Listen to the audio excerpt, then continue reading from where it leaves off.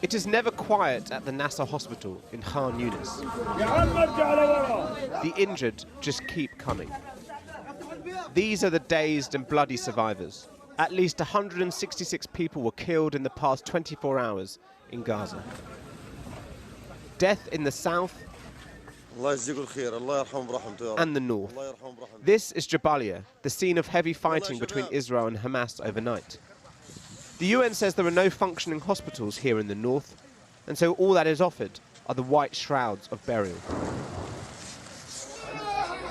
During a long conversation between Joe Biden and Benjamin Netanyahu yesterday, the US president emphasized the critical need to protect civilians and allow them to move away from the fighting. But nowhere feels safe. Israel has always told residents to leave here in the north, but its forces continue to hit targets further south, including here just to the west of Rafah, near the border with Egypt. We found the wall collapsing on us. My grandmother had 10 stitches in the head, and my aunt, along with all my family, managed to pull themselves out from under the rubble. They said this is a safe area, but we only found houses falling on people. While the US is pressing Israel to protect civilians and allow aid to come in, President Biden crucially did not call for a ceasefire.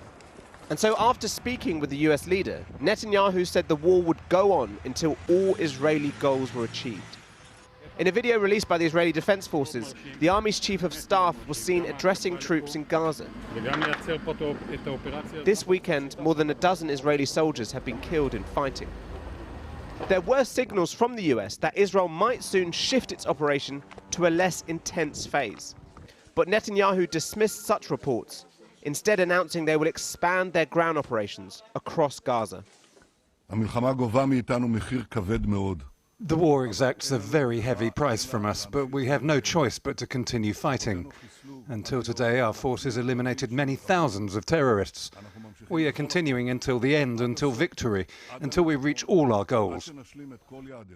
That rhetoric may worry Washington about a widening conflict.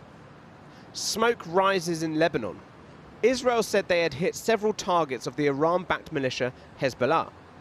In the Red Sea, the US has been intercepting missiles fired by Houthi rebels in Yemen, who are also supported by Iran. And the US military said a chemical tanker in the Indian Ocean, seen here on the right, was hit by a drone launched from Iran itself. Tehran has not commented. But the geopolitics of war means little to the mourners of Gaza.